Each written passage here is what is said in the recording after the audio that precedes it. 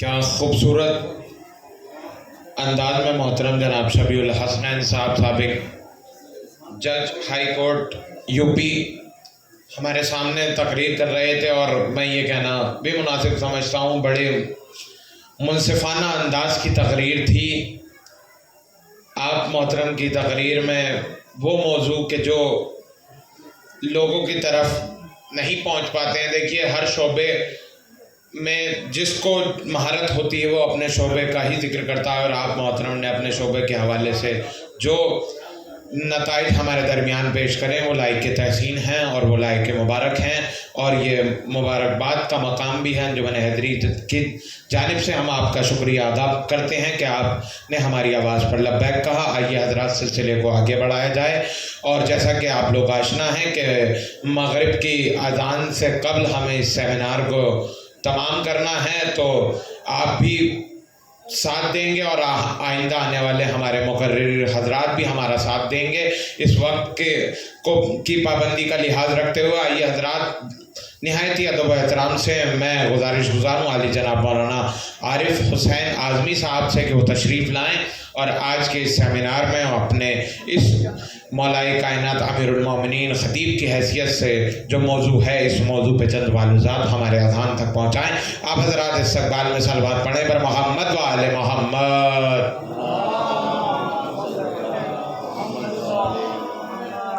السلام علیکم ورحمۃ اللہ وبرکاتہ۔ اعوذ باللہ من الشیطان الرجیم، بسم اللہ الرحمن الرحیم۔ الحمدللہ رب العالمین والصلاة والسلام علی اشرف الانبیاء والمرسلین سیدنا و نبینا حبیب الہ العالمین ابی القاسم محمد۔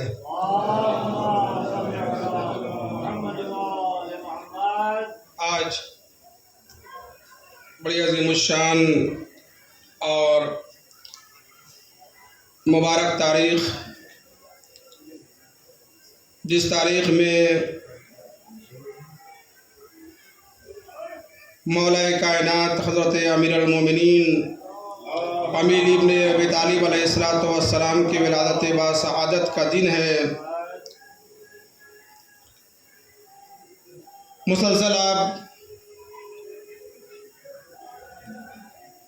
جو شخصیات ہیں ان سے مولا کائنات کی جو زندگی کے پہلو ہیں اس پہ بیانات ملاحظہ فرما رہے تھے۔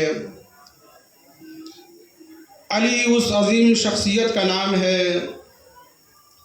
جس کے فضائل و کمالات کو بیان کرنا کسی انسان کے اندر اتنی استعداد و طاقت نہیں ہے کہ وہ علی ابن ابی طالب کے فضائل و کمالات کو بیان کر سکے،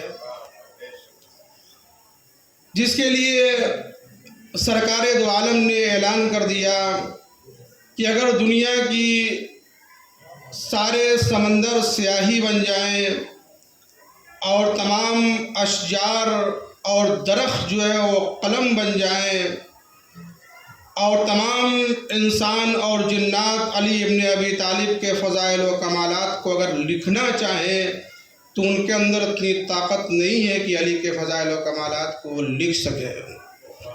اس عظیم منزل کے اوپر فائز ہیں، جس پہلو کو بھی آپ دیکھ لیجئے اس پہلو میں درجہ عتم تک پہنچی ہوئی ہے علی کی شخصیت، چاہے وہ علم کے میدان میں آپ دیکھیں، چاہے وہ عبادی میدان میں آپ دیکھیں، چاہے وہ جنگ کے میدان میں آپ دیکھیں۔ ابھی جناب شبیع الحسنین صاحب ذکر کر رہے تھے جور داغ کی اس کتاب کا جس میں انہوں نے علی ابن ابی طالب کی شخصیت کے بارے میں لکھا ہے۔ میں اسی سلسلے کو آگے بڑھاتے ہوئے ایک جملہ اور عرض کر دوں کہ جناب جور داغ کہتے ہیں کہ میں نے علی ابن ابی طالب کی شخصیت کو پہچاننے کے لیے کتاب نہج البلاغہ کا مطالعہ ایک دو مرتبہ نہیں کیا ہے، بلکہ میں جتنی بار کتاب نہج البلاغہ کا مطالعہ کرتا گیا اتنا ہی میرے علم کے اندر اضافہ ہوتا چلا گیا۔ یعنی ایک ایسی عظیم الشان اور ایک ایسا علوم و معارف کا سمندر ہے کہ جس کے اندر جتنا آپ ڈوبتے چلے جائیں گے اتنے ہی معارف آپ کو ملتے ہوئے چلے جائیں گے. جورج اورتاگ کہتے ہیں کہ میں جتنی بار بھی نہج بلاغہ کا میں نے مطالعہ کیا ہے تو مجھے نئی چیزیں ملی ہیں اور میں آخر میں اس نتیجے میں پہنچا ہوں کہ کتاب نہج البلاغہ کے خالق علی ابن ابی طالب اس عظیم شخصیت کا نام ہے کہ یا تو کائنات کو علی ابن ابی طالب نے بنایا ہے یا علی ابن ابی طالب کے سامنے خالقات جو بنائی گئی ہے. اس عظیم شخصیت کا نام ہے کہ وہ کہتے ہیں کہ اس کتاب کے مطالعے کے بعد میں اس نتیجے تک پہنچا ہوں کہ پوری دنیا جو ہے یا تو علی ابن ابی طالب نے بنائی ہے یا علی کی نگاہوں کے سامنے کائنات کا ذرہ ذرہ بنایا گیا ہے. علوم و معارف کے اس منزل کے اوپر فائز ہیں کہ سائل سوال کر رہا ہے آ کے اور مولا جو ہے وہ سوال کا جواب بغیر کسی سوچے اور سمجھے دے رہے ہیں. سائل کا آنے کے بعد کبھی توریت سے سوال کر رہا ہے, کبھی زبور سے سوال کر رہا ہے, کبھی انجیل سے سوال کر رہا ہے, کبھی قرآن مجید سے سوال کر رہا ہے, لیکن امام علی علیہ السلام ہے جس کے ہر سوال کا جواب جو ہے اسی کتاب سے دے رہے ہیں. اگر سوال کرنے والا توریت سے سوال کر رہا ہے تو اس کا جواب توریت سے دیا جا رہا ہے. اگر سوال کرنے والا جو ہے وہ زبور سے سوال کر رہا ہے تو اس کے سوال کا جواب زبور سے دیا جا رہا ہے. اگر سوال کرنے والا انجیل سے سوال کر رہا ہے تو اس کے سوال کا جواب انجیل سے دیا جا رہا ہے. اگر سوال کرنے والا جو ہے وہ قرآن سے سوال کر رہا ہے تو اس کے سوال کا جواب قرآن سے دیا جا رہا ہے. آگے بڑھنے کے بعد سائل کہتا ہے مولا آپ سوالوں کے جواب دینے میں ذرا سا بھی تاخیر نہیں کرتے ہیں. امام نے کہا بتاؤ میرے ہاتھوں میں کتنی انگلیاں ہیں؟ کہا آپ کے ہاتھوں میں 5 انگلیاں ہیں. کہا تم نے سوچا نہیں؟ کہا مولا اس میں سوچنے کی کیا بات ہے, ہر ہاتھ میں معمولاً 5 انگلیاں ہوا کرتی ہے. اسی طریقے سے امام نے کہا جس طریقے سے تمہاری نگاہوں کے سامنے معمولاً ہاتھ میں 5 انگلیاں ہوا کرتی ہیں ویسے ہی میری نگاہوں کے سامنے دنیا کے سارے سوالوں کے جواب ہیں. امام کہہ رہے ہیں لو کشف الغطا مزددت یقینا, اگر میری نگاہوں کے سامنے سے دنیا کے سارے پردے ہٹا دیے جائیں پھر بھی علی کے یقین میں ایک ذرہ بھی اضافہ نہیں ہوگا. اس عظیم شخصیت کا نام ہے. آج ہم یہاں بیٹھے ہوئے علی ابن ابی طالب کے اس پہلو کا تذکرہ کر رہے ہیں. خطابت کے حوالے سے ہمارے جو یہاں کے اوپر مہمان حضرات ہیں وہ اس موضوع پہ گفتگو آپ کے سامنے ابھی اور مزید کریں گے. میں یہیں کے اوپر اپنی بات کو ختم کرتا ہوں. والسلام علیکم ورحمۃ اللہ وبرکاتہ. ماشاءاللہ, جزاک اللہ. علی جناب مولانا عارف حسین اعظمی صاحب مختصر وقت میں بہت اچھے معلومات ہمارے درمیان رکھ رہے تھے اور بہت اچھے پہلو سے ہم کو آشنا کیا. آئیے حضرات وقت کا لحاظ رکھتے ہوئے سلسلے کو آگے بڑھایا جائے. میں حرف التماس لے کر چل رہا ہوں. محترم جناب پروفیسر عزیز الدین صاحب کی جانب کہ جو تاریخ کے استاد بھی ہیں اور رامپور رضا لائبریری کے سابق ڈائریکٹر بھی ہیں. آپ محترم کے خدمات بھی قوم کے لیے ماشاءاللہ بہت رہی ہیں اور جیسا کہ آپ لوگ جانتے ہیں کہ آج کے اس عظیم موضوع پر محترم ہمارے درمیان چند معلومات رکھنے والے ہیں. آپ حضرات استقبال کریں بآواز بلند صلوات کے ساتھ.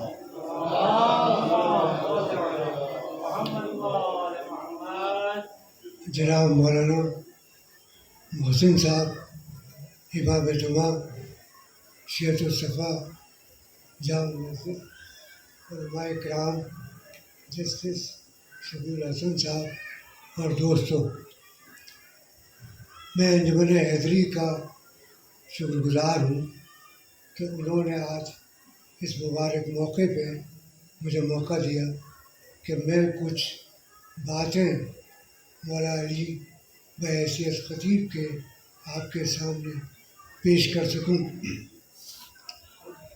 نہج البلاغہ مولا علی کے خطبات کا ایک کلیکشن ہے، لیکن بنی عباس اور بنی امیہ کی بربریت کی وجہ سے نہج البلاغہ کا کمپائلیشن نہیں ہو سکا، اور کمپائلیشن نہج البلاغہ کا مولا علی کی شہادت کے 400 سال بعد سید رضی نے کیا۔ تو یہ بہت بڑا کوشچن مارک ہے کہ آخر کیسے حالات تھے بنی امیہ اور بنی عباسیہ کے دور میں کہ مولا علی کے اس کارنامے کا کمپائلیشن نہیں ہو سکا۔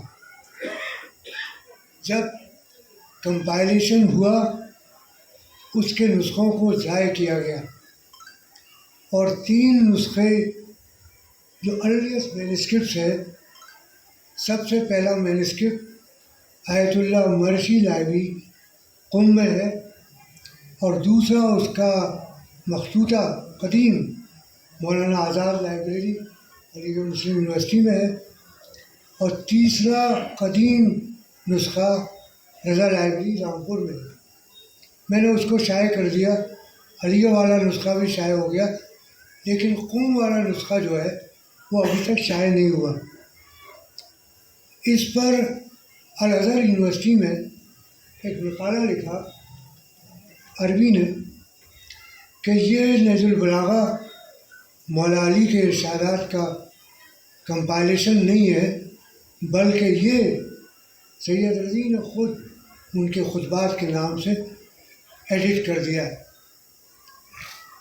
اس کے بعد تھوڑے دن بعد ایک پی ایچ ڈی تھیسس عربی میں الہ آباد یونیورسٹی میں سبمٹ ہوا، اور اس میں بھی اسی بات کو ریپیٹ کیا گیا، لیکن اس کا جواب نہ تو عرب ورلڈ نے دیا نہ ایران نے دیا۔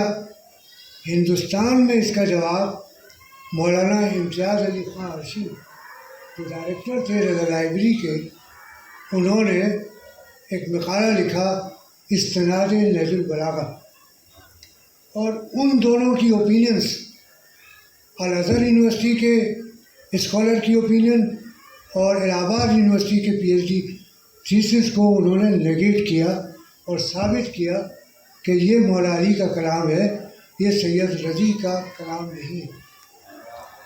جب میں اس کا انٹروڈکشن لکھ رہا تھا، جو میں نے نسخہ رضا لائبریری میں شائع کیا، تو میں نے اس پہ پڑھنا شروع کیا۔ اس کا پہلا ریفرنس نہج البلاغہ کا مجھے شیخ حمید الدین ناگوری، جو شیخ معین الدین چشتی کے خلیفہ ہیں، 13 سینچری کے صوفی ہیں، ان کے ملفوظات کا ایک اور بات عرض کرتا چلوں۔ صوفیہ نے ملفوظات کو تحریر کیا، اور یہ جو ملفوظات ہیں یہ اتباع ہے مولا علی کے نہج البلاغہ کی۔ جتنے ایمیننٹ صوفیہ ہیں سب کے آپ کو ان کے ملفوظات ملیں گے، وہ خطبات دیتے تھے اور ان کے مریدین اس کو کمپائل کرتے تھے۔ تو شیخ حمید الدین ناگوری نے اپنے ایک خطبے میں کہا کہ نہج البلاغہ بڑی اہمیت کی حامل کتاب ہے، کسی شیعہ عالم کی کتاب میں اس سے پہلا ریفرنس نہج البلاغہ پر نہیں ملتا۔ شیخ حمید الدین ناگوری کی سرور الصدور و نور البدور میں 2006 میں میری بیٹی کی پوسٹنگ جودھ پور میں تھی، یہ قریب تھا ناگور، تو میں نے سوچا کہ جاؤں وہاں جا کے دیکھوں کیا وہ نہج البلاغہ کا نسخہ وہاں ہے، جیسے جسٹس شبیر الحسن صاحب نے کہا کہ نہج البلاغہ وہاں ملی نہیں۔ تو سجادہ نشین جو تھے انہی کے ڈسینڈنٹس میں نے ان سے کہا کہ آپ کے جد نے نہج البلاغہ کا ذکر کیا ہے، تو میری ایسے شکل دیکھ رہے تھے، پتہ نہیں میں نے کون سی کتاب کا ذکر کر دیا، تو ان کو پتہ ہی نہیں تھا۔ یعنی پبلشڈ نہج البلاغہ بھی ناگور میں اس وقت نہیں تھی۔ تو 13 سینچری میں صوفی اسکالر کے پاس نہج البلاغہ تھی، اور اس پہ انہوں نے کمنٹ کیا۔ لہذا امتیاز علی خان عرشی صاحب نے اس کو پورا شائع کیا، اور اس کے بعد اس کی اوتھینٹسٹی پھر دوسرا ریجوائنڈر جو ہے وہ مولانا سید الحسن انصوی صاحب جو مینسکرپٹ سیکشن کے انچارج تھے، مولانا آزاد لاہوری کے، انہوں نے لکھا، وہ بھی بہت اہمیت کا حامل ہے۔ قرآن مجید، احادیث نبوی اور جو یورپین اسکالرس ہیں وہ تیسرا مقام مولا علی کی نہج البلاغہ کو عربک اوریٹری کے سلسلے میں دیتے ہیں کہ یہ 3 اہم کتابیں ہیں عربی میں، اس کے علاوہ کوئی اور چیز نہیں ہے۔ جب میں رضا لاہوری میں تھا، کل بھی میں ایک میٹنگ میں گیا تھا، تو جب میں نے 12 اپریل کو جوائن کیا، تو نہیں 2 اپریل کو جوائن کیا، تو 13 اپریل کو یہ 13 رجب تھی، تو میں نے ایک ایگزیبیشن کی حضرت علی ان دا لائٹ آف بکس، تو خیر وہ میں نے ایگزیبیشن کر دی، نہج البلاغہ قرآن مجید ان کے ہاتھ کا لکھا ہوا، اس کا ایک میں نے فیسیملی جو ہے یا نظر کی ہے اس میں نے بہت سے عربی اسکالر سے کہا کہ اس کو آپ پڑھیے، تو مولانا وہ پڑھ نہیں سکے کیونکہ اس میں اعراب تو ہے نہیں، اور خط کوفی میں، یہاں بھی جو صاحب چاہیں اس کو پڑھ کے دیکھیں، تو وہ جو عربی ہے اس میں جو خط کوفی میں لکھا ہوا ہے، ہمارے یہاں بھی ایک پی ایچ ڈی تھے مولانا نظوی، وہ پڑھ نہیں سکتے تھے اس قرآن مجید کو جو مولا علی کے اپنے قلم سے لکھا ہوا ہے۔ تو دوسری چیز ہندوستان کی اہمیت یہ ہے، جیسے مولانا عرشی صاحب کا یہ کارنامہ، علامہ امینی جب انہوں نے الغدیر لکھنے کا فیصلہ کیا تو اس کے لیے وہ 6 مہینے ہندوستان رہے، مولانا آزاد لاہوری، رضا لاہوری، خدا بخش لاہوری پٹنہ، ان تمام کا انہوں نے مطالعہ کر کے الغدیر لکھی۔ تو ہندوستان کی اہمیت یہ ہے کہ نہج البلاغہ کے 2 ارلیسٹ مینسکرپٹ ہندوستان میں ہے، صرف ایک ایران میں ہے، عرب ورلڈ میں ایک بھی نہیں ہے ارلیسٹ مینسکرپٹ۔ جہاں تک نہج البلاغہ میں تمام چیزیں ہیں یا قرآن میں ہیں یا احادیث میں ہیں، تو میں ایک بات جسٹس شبیل حسن صاحب کے توسل سے عرض کرنا چاہوں گا کہ برٹش راج میں پرسنل لا انہوں نے بنوایا، اور کیونکہ وہ تو جانتے نہیں تھے کہ مسلمانوں کا لا کیا، جس کمیٹی میں وہ پوری file national archives of India میں رکھی ہے، سنی اور شیعہ دونوں علماء تھے۔ مجھے کیا معلوم کہ مسلم پرسنل لا میں جائیداد کا کیا قانون ہے۔ جب میرے والد کا انتقال ہوا تو میں نے ایس ڈی ایم کول کو، میں جلالی کا رہنے والا ہوں، درخواست دی، تو خیر وہ لیک پال انکوائری کے لیے آئے، تو میری بہن ہے ان کی شادی ہو گئی، تو جب وہ وارثان پرمان پتر مجھے ملا تو میری بہن کا نام اس میں غائب تھا۔ تو میں نے ان سے کہا لیک پال سے کہ میں نے تو لکھ کے دیا تھا بہن کا نام، یہ غائب کیسے ہو گیا؟ کہ نہیں، بیٹی کا باپ کی جائیداد میں کوئی حق نہیں ہوتا۔ تو میں نے کہا یہ تو اسلام کے خلاف ہے لیک پال صاحب، اسلام تو کہتے ہی نہیں ہے ایسا۔ تو یعنی اسلام کہہ رہا ہے، قرآن کہہ رہا ہے، احادیث میں ہے، نہج البلاغہ میں ہے، ہم باغ فدق کی بات کرتے ہیں، لیکن ہم نے اپنی بہنوں کو، اپنی بیٹیوں کو جائیداد کے حق سے محروم کر دیا۔ تو میں سمجھتا ہوں یہ بھی بڑی اہمیت کا حامل ہے کہ آخر کون سا اسلام ہے ہم مسلمانوں کا ہندوستان میں کہ جس کی ہم پیروی کر رہے ہیں کہ ہم اپنی بہنوں کو کھیت میں حصہ نہیں دیتے۔ تو جس طریقے سے ٹرپل طلاق کو پارلیمنٹ میں جا کے فیصلہ کیا، ابھی میری ایک کتاب آئی ہے Maulana Azad calendar of correspondence, اس میں نے لکھا ہے یہ بات کہ علی گڑھ مسلم یونیورسٹی کی فیکلٹی آف تھیولوجی کو آگے کہنا چاہیے تھا کہ ٹرپل طلاق شریعت کے خلاف ہے، پارلیمنٹ کیوں طے کرے گی؟ تو آج ہماری پارلیمنٹ ہمیں بتا رہی ہے کہ ہمارا اسلام کیا ہے۔ تو یہ تمام باقی چیزیں بڑی غور طلب ہیں۔ ہم 13 رجب مناتے ہیں، ہم 17 ربیع الاول مناتے ہیں، ہم 12 ربیع الاول مناتے ہیں، لیکن ہم اپنا احساس کریں کہ ہم کہاں تک حضرت محمد مصطفیٰ صلی اللہ علیہ وآلہ وسلم اور مولا علی کے ارشادات اور ان کے بتائے ہوئے راستے پر کہاں تک عامل ہے. لیکن میں نے ایک کام یہ کیا کہ اپنی بہن کو اپنی طرف سے ہی حصہ دے دیا. میں اس پرسنل لا کے جھگڑے میں نہیں پڑا. تو میری ایک گزارش یہ ہے کہ علماء اکرام یہاں بیٹھے ہیں، اس پہ نظر ثانی کریں اور میں سمجھتا ہوں اس کا ریویژن ہونا چاہیے. بہت بہت شکریہ. ماشاء اللہ، جزاک اللہ. محترم پروفیسر عزیز الدین صاحب کیا اہم گفتگو یہاں پر کر کے گئے. میں محترم یقیناً واضح کر کے گئے ہیں کہ جیسا کہ قرآن میں بھی واضح ہے کہ ایک عورت کو، ایک لڑکی کو 2 لڑکوں کے برابر میراث دی جائے. تو قرآن نے، ہماری شریعت نے واضح کر دیا ہے، اور یہ ہمارے لیے افسوس کا مقام ہے کہ ہماری شریعت بھی دوسروں کے ذریعے بدلتی ہے. ہمیں چاہیے کہ ہم اپنی شریعت کو اپنی کتابوں کے ذریعے سے ہی حاصل کریں.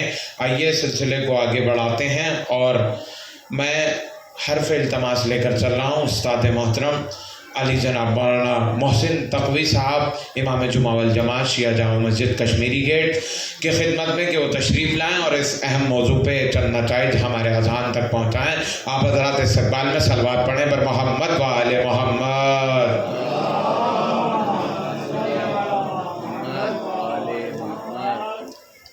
بسم اللہ الرحمن الرحیم.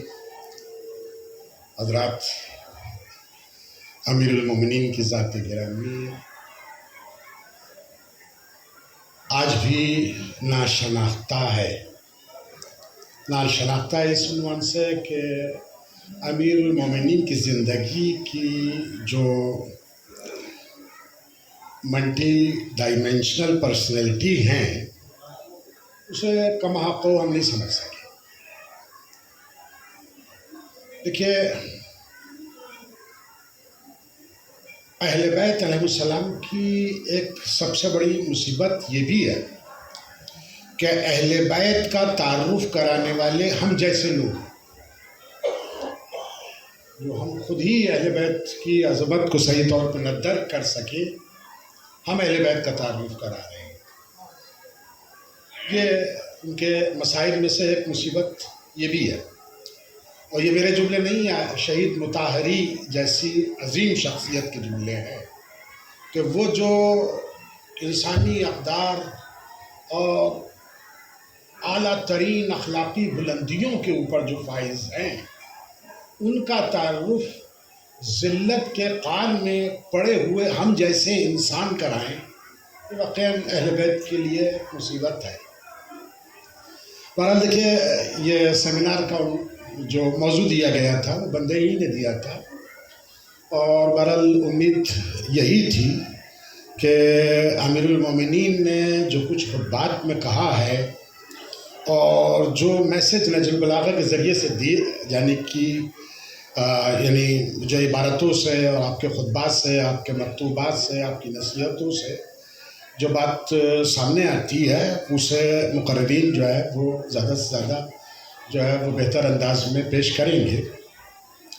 بہرحال تقاریر اچھی ہوئی، اور فاضل جج بہت اہم نکات کی طرف آپ کی توجہ انہوں نے جو ہے وہ مبذول کرائی، اور ڈاکٹر صاحب عزیز الدین صاحب نے واقعاً ہر سال کی طرح سے جو ہے وہ یہاں بہرحال قوم کا مرثیہ جو ہے وہ پیش کیا ہے کہ جو بہرحال کوتاہی ہماری طرف سے ہوتی رہی ہے. امیر المومنین کو بہرحال ہم کس طرح کتنا جانتے ہیں؟ ہمارے نزدیک امیر المومنین مشکل کشا ہیں. اور دیکھیں، میں اس کے اوپر کوئی سوال نہیں کھڑا کر رہا ہوں کہ مشکل کشا نہیں ہے، لیکن صرف مشکل کشا نہیں ہے. دیکھیے، اب وہ دور جو ہے وہ گزر چکا ہے، چمتکاروں والا دور. آج کل ان میریکلس اور چمتکاروں کی کوئی حیثیت نہیں رہ گئی ہے. آج دیکھا یہ آتا ہے کہ سماج کو کیا دیا، دنیا کو کیا سکھایا، اس بات کی جو ہے وہ اہمیت ہے. چمتکاری بابا دیکھیے آپ کو ہندوستان کے ہر گوشے میں مل جائے گا. یہ کوئی بہت زیادہ، یعنی آج کی دنیا کے لیے، آج کی ایجوکیٹڈ دنیا کے لیے یہ کوئی بہت زیادہ اہم چیز نہیں ہے۔ بہرحال امیر المومنین نے قضاوت کے سلسلے میں فاضل جج شبیہ الحسنین صاحب نے فرمایا کہ امیر المومنین نے اس سلسلے میں کیا کیا ہے، تو امیر المومنین یعنی قضاوت کے سلسلے میں خلیفہ ثانی کا ایک جملہ، امیر المومنین دنیا کے افضل ناس ہیں۔ افضل ناس کے یعنی سب سے زیادہ بہتر فیصلہ کرنے والے امیر المومنین ہیں۔ یہ ان کا خود کا ارشاد گرامی جو ہے وہ امیر المومنین کی حیثیت کو جو ہے وہ بھرپور طور کے اوپر واضح کرنے والا ہے۔ انصاف کسے کہتے ہیں؟ امیر المومنین کا ایک مقدمہ جو ہے وہ یعنی ایک خلافت کے دوران جو ہے وہ ایک شخص نے جو ہے کسی چیز کے متعلق جو ہے یہ کہا کہ یہ میری ہے، اور تھی وہ امیر المومنین کی۔ تو بہرحال فیصلہ جو ہے وہ فیصلے کے لیے جو ہے وہ کورٹ میں گیا، اور وہاں اس نے جو ہے یہ مطالبہ کیا کہ یہ چیز جو ہے وہ میری ہے۔ اب بہرحال مجھے روایت میں یاد نہیں رہا کہ وہ چیز تھی کیا، بہرحال وہ جو بھی چیز رہی ہو کہ یہ میری ہے۔ تو اس وقت کے جج نے اس شخص کو جس نے یہ دعویٰ کیا تھا اسے اس کے نام سے بلایا، اور امیر المومنین کو کنیت کے ساتھ بلایا۔ کنیت یعنی ابو الحسن یا فلاں کے باپ یا فلاں کے بیٹے، اسے کنیت کہتے ہیں عربی میں۔ کنیت کے ساتھ بلایا جانا تھوڑا ریسپیکٹ دینا ہے، تو امیر المومنین کو جو ہے اس نے کنیت کے ساتھ بلایا، اور اس شخص کو جو ہے اس کے نام کے ساتھ بلایا۔ اب دیکھیے، ہم جیسا کوئی انسان ہوتا تو وہ خوش ہو جاتا کہ جج جو ہے اس کا رجحان ہماری طرف ہے، جج جو ہے وہ ہماری تعریف کر رہا ہے۔ امیر المومنین عدالت کے اندر کھڑے ہو گئے اور کہنے لگے کہ مجھے اس قاضی سے انصاف کی امید نہیں ہے، مجھے اس قاضی سے انصاف کی امید نہیں ہے، لہذا میں اپنا اس مقدمے کو جو ہے اس قاضی کی عدالت سے باہر لے جاتا ہوں۔ اس نے مجھے ریسپیکٹ دی ہے، جبکہ قاضی کو اس وقت جو ہے وہ دونوں کو برابر کی حیثیت دینی چاہیے تھی۔ تو یہ ہے امیر المومنین کا انصاف۔ آپ نے ایک دیوان امیر المومنین کا ذکر کیا،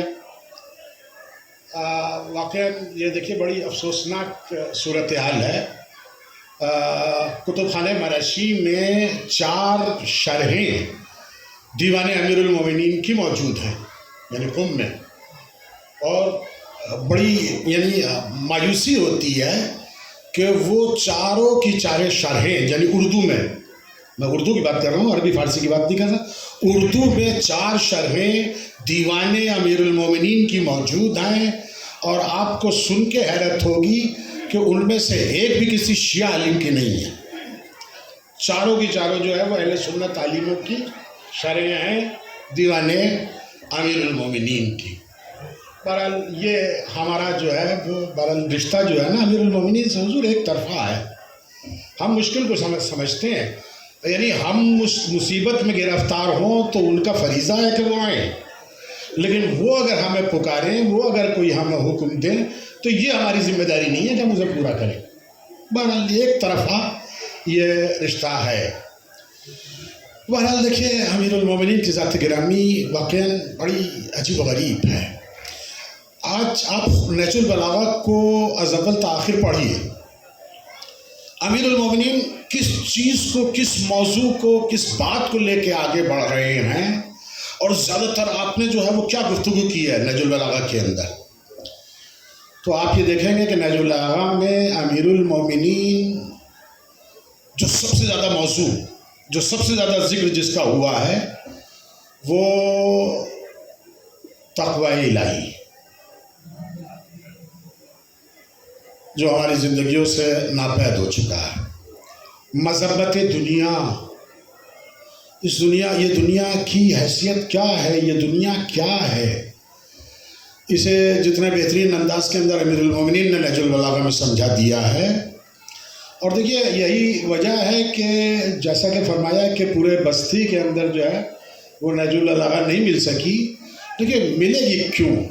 وہ اس لیے کہ نہج البلاغہ تقوی کی دعوت دیتی ہے، نہج البلاغہ جو ہے وہ دنیا کی حیثیت کو جو ہے وہ بتاتی ہے. تو یہ دونوں چیزیں جو ہیں وہ ہماری جب زندگی سے خالی ہوں گی تو ہم کیوں نہج البلاغہ کی طرف جائیں؟ تو صورتحال جو ہے وہ یہی ہے. ایران کے خطیب ہیں بہت یعنی نامور خطیب، اور ابھی 1 سال پہلے 1-2 سال گزرے ہیں کہ ان کا انتقال ہوا ہے. فاطمی نیا بہت زبردست خطیب اور بہت عالمانہ مضامین کو بیان کرنے والا خطیب. انہوں نے ایک بات کہی اور واقعاً دیکھیے صورتحال جو ہے وہ پوری دنیا کی تقریباً ایک ہی جیسی ہے. وہ فرماتے ہیں کہ اگر مجھے یہ پتہ چلے کہ دنیا کے کسی میوزیم میں یا دنیا کی میں کسی جگہ کے اوپر امام زین العابدین علیہ السلام کا پیراہن رکھا ہوا، یعنی ان کا کرتا جو ہے وہ کہیں ہے، تو وہ فرماتے ہیں کہ میں خود کو نہیں روک پاؤں گا کہ اس کی زیارت کے لیے جاؤں. امیر المومنین یعنی امام سجاد کا کرتا پیراہن جو ہے وہ کہیں رکھا ہوا ہے، اگر مجھے پتہ چل جائے تو میں ضرور جاؤں گا زیارت کے لیے. لیکن امام سجاد کی زبان مبارک سے نکلے ہوئے قیمتی الفاظ صحیفہ کاملہ کی صورت میں ہمارے سامنے موجود ہیں، لیکن ہم اس کی زیارت جو ہے وہ کبھی کرنا پسند نہیں کرتے. تو واقعاً یہ بڑے تلخ چیزیں ہیں. دیکھیے مجلس میں اور سیمینار کے اندر جو ہے وہ یہی فرق ہوتا ہے. مجلس میں آپ کے ذوق کے مطابق بات ہوتی ہے، آپ کو جو اچھی لگے وہ آپ کو سنائی جاتی ہے، لیکن کڑوی باتیں سننے کے لیے جو ہے وہ سیمینار جیسی چیزیں جو ہے وہ بہرحال ہوتی رہنی چاہیے. ہمیں اپنی کمزوریوں کا احساس بھی جو ہے وہ ہوتا رہے، یہ میں سمجھتا ہوں کہ ہم لوگوں کے مفاد ہی میں ہے. بہرحال امیر المومنین کتنی کیا زندگی تھی اور کیا سبق ہمیں دے رہے ہیں. دیکھیے بس صرف ایک ہی گوشہ میں آپ حضرات کی خدمت میں عرض کرنا چاہوں گا.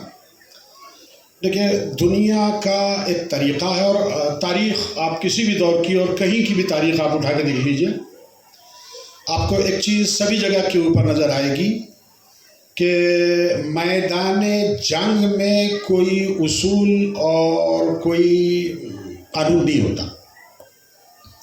یہاں تک کہ دشمن کو دھوکہ دینا بھی جائز ہے. جنگ جیتی جائے، کسی بھی عنوان سے جیتی جائے، کسی بھی طرح سے جیتی جائے، یہ ساری دنیا کا طریقہ رہا ہے. اور یہ وحشت اور یہ بربریت کے مظاہرے دنیا کے ہر خطے میں، ہر تاریخ میں، ہر دور میں بہرحال ہوتے رہے ہیں. آپ امیر المومنین کی جنگوں کو اگر ملاحظہ فرمائیے تو امیر المومنین میدان جنگ میں بھی اعلیٰ اخلاقی اقدار کی رعایت کرتے ہوئے نظر آئیں گے. میدان جنگ میں جہاں دنیا یہ کہتی ہے یہاں کوئی اصول نہیں ہے، یہاں حق و باطل کے نام کی کوئی چیز نہیں ہے، دشمن کو زیر کرنا ہے، اسے نابود کرنا ہے، اسے ختم کرنا، یہی ہمارا مقصد اور یہی ہمارا ہدف ہے. لیکن امیر المومنین اپنے ذاتی غصے کو، اپنے ذاتی جذبات کو میدان جنگ کے اندر جو ہے وہ شامل نہیں کرنا چاہتے. عمر ابن عبدود کے سینے کے اوپر سوار ہو کر جبکہ اس کا خاتمہ کر دینے میں اب 1 لمحے سے زیادہ جو ہے وہ دیر نہیں تھی، اس نے اگر جسارت کی اور آپ کے چہرے مبارک پر لعاب دہن پھینکا، امیر المومنین نے اپنے ذاتی غصے کو جو ہے درکنار کر کے سینے سے اتارا ہے. تو یہ ایک سبق کہ میدان جنگ کے اندر جہاں دنیا یہ تصور کرتی ہے یہاں کوئی اصول، کوئی اخلاقیات نہیں ہے، وہاں امیر المومنین نے اعلیٰ ترین اخلاقیات کا ثبوت فراہم کیا.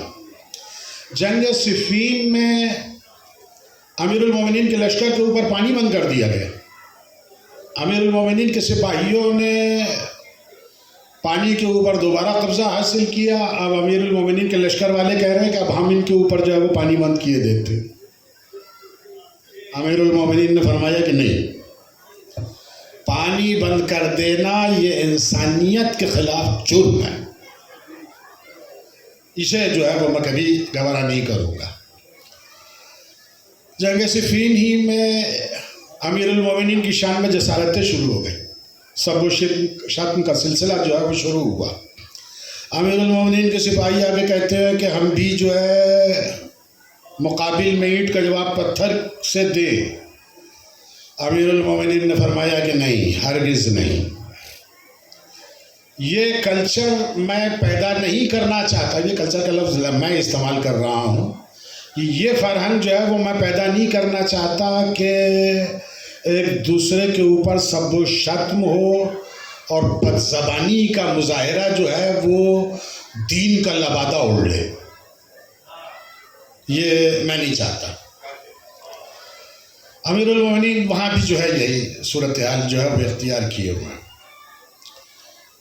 لوگ کہتے ہیں کہ اب دشمن سامنے آ چکا ہے، مقابلے پہ آ چکا ہے، لہذا اب ہمیں اجازت دیجیے کہ ہم اسے نیست و نابود کر دیں۔ امیر المومنین فرماتے ہیں کہ میں پہل نہیں کروں گا۔ دیکھیے واقعاً دنیا کو کیا درس امیر المومنین نے دے دیا۔ آپ یاد رکھیے کہ اگر دنیا امیر المومنین کی طرح سے یہ سوچ لے کہ ہم پہل نہیں کریں گے تو آپ یقین جانیے دنیا سے جنگیں ختم ہو جائیں۔ اگر ساری دنیا جو ہے مل کے یہ طے کر لے کہ ہم پہل نہیں کریں گے۔ آخری مثال، آخری چیز میں اس سلسلے میں عرض کروں، دیکھیے خلیفہ ثالث کے خلاف جو ہے وہ ایک ہنگامہ آرائی ہوئی، اور بہرحال اب اس تفصیل کے اندر نہیں جانا ہے، اور خلیفہ وقت کو جو ہے وہ چاروں طرف سے جو ہے وہ بلوائیوں نے گھیر لیا۔ اس موقع پر امیر المومنین اپنے دونوں بچوں کو، امام حسن اور امام حسین کو، ان کی حفاظت کے لیے بھیجتے ہیں۔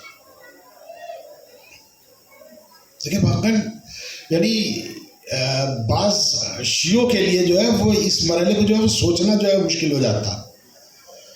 امیر المومنین اپنے دونوں بیٹوں کو جو ہے محافظت کے لیے بھیجتے ہیں۔ دیکھیے یہ وہی بیٹے ہیں کہ جنگ صفین میں جس وقت بڑھ چڑھ کے حصہ لے رہے تھے تو امیر المومنین نے بلند آواز سے میدان جنگ میں کہا تھا کہ اے لوگوں، ان حسنین کو آگے بڑھنے سے روک لو، کہیں ایسا نہ ہو کہ ان کے قتل ہونے سے پیغمبر کی نسل کا سلسلہ منقطع ہو جائے۔ یعنی وہ بیٹے کیوں؟ عزیزان گرامی، امیر المومنین نہیں چاہتے کہ قتل و غارت گری کا کلچر جو ہے وہ اسلام کے اندر پنپے، خلیفہ کشی کے سلسلے جو ہے وہ شروع ہوں۔ آج اس کا قتل ہوا، کل کسی اور کا قتل ہو جائے گا، آج ادھر یہاں فساد ہوا، کل کہیں اور فساد ہو جائے گا۔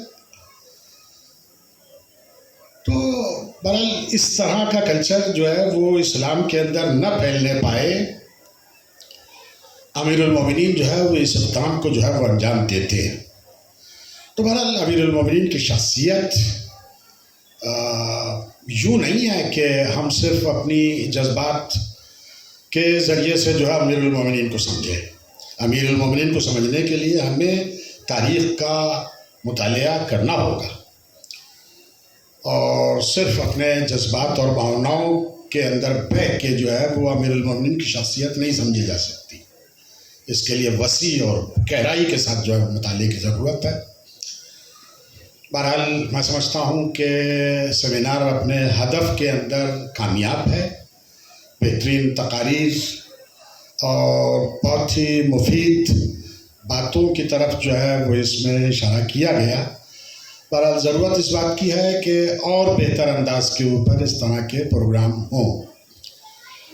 آج جو بہرحال صورتحال یہاں نظر آ رہی ہے کہ اپنی عقیدتیں، اپنی تمنائیں، اپنی آرزوئیں لے کے مولا کے دربار کے اندر حاضر ہیں، لیکن مولا کے فضائل سننے کے لیے جو ہے وہ یہاں تک مومنین جو ہے وہ نہیں پہنچ پا رہے ہیں۔ بہرحال یہ بھی ہماری زندگی کا ایک تاریک پہلو ہے کہ جسے جو ہے وہ دور ہونا چاہیے، اور آخر میں اس امید کے ساتھ کہ آئندہ ہونے والے پروگرام انجمن حیدری جس نے یہ کامیاب پروگرام منعقد کیا ہے، ये आइंदा और बेहतर अंदाज के ऊपर इस काम को जो है वो अंजाम देती रहेगी। और इसी के साथ मैं अपने राइस को तमाम कर रहा हूँ। सल्लल्लाहु अला मुहम्मद व अहले बैतिही तय्यबीन अत्ताहिरीन। माशाअल्लाह, जज़ाकल्लाह, बहुत अच्छे नताइज हमारे दरमियान पेश कर रहे थे। आइए हज़रात, वक्त का लिहाज रखते हुए मैं हर्फ इल्तमास कर रहा हूँ आज के कन्वेनर जनाब अली ज़हीन नकवी साहब, साबिक सदर अंजुमन हैदरी रजिस्टर्ड से, कि वो आएँ और शुक्रिया कलिमात से हमारे तमाम मेहमान हजरात का शुक्रिया अदा करें। आप हजरात एक सलवात पढ़ें पर मोहम्मद वाले मोहम्मद।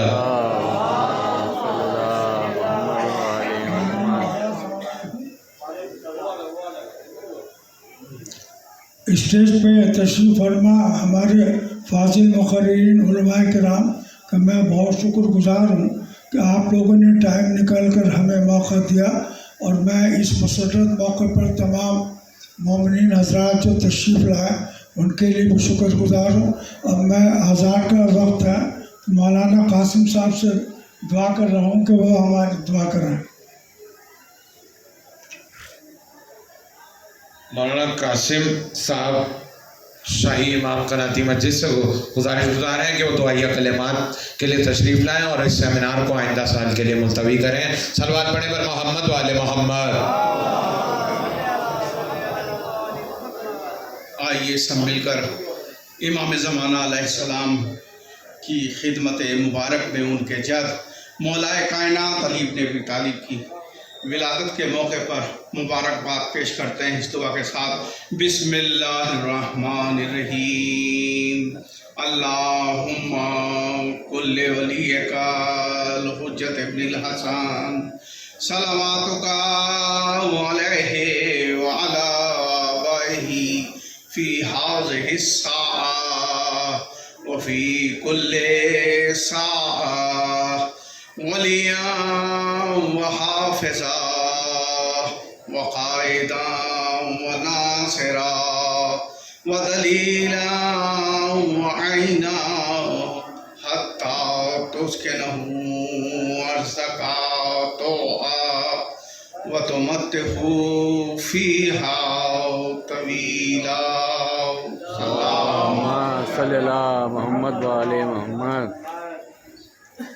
हजरत, अब नमाज बाजमात का एहतमाम है मस्जिद में। आप तमामी हजरात से गुजारिश है कि नमाज में शरीक हों और इंशाअल्लाह नमाज के फ़ौरन बाद सही 7:30 बजे इसी मकाम पर जश्न मौलूद काबा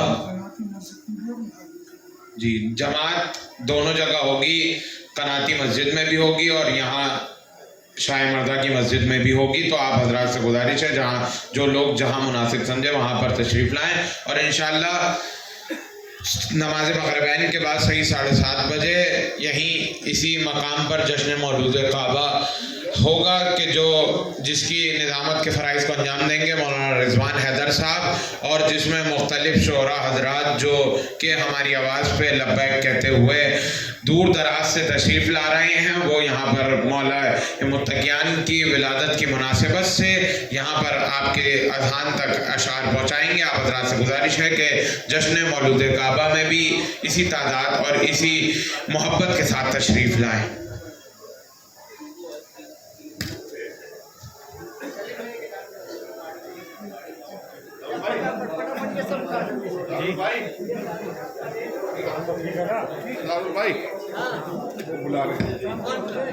हजरत एक ऐलान समाज फरमाएं। एक किसी साहब की गाड़ी है इको 3869 जिसका नंबर है, वो साहब अगर मेरी आवाज़ सुन पा रहे हों तो उनसे गुजारिश है कि वो अपनी गाड़ी तक पहुंच जाएं, क्योंकि उनकी गाड़ी के आगे किसी साहब की गाड़ी है जिनको यहाँ से जाना है। वो आपकी गाड़ी की वजह से उनकी गाड़ी ब्लॉक हो चुकी है। तो आपसे गुजारिश है, इको 3869 आपकी गाड़ी का नंबर है, आप अपनी गाड़ी पर पहुँच जाएँ।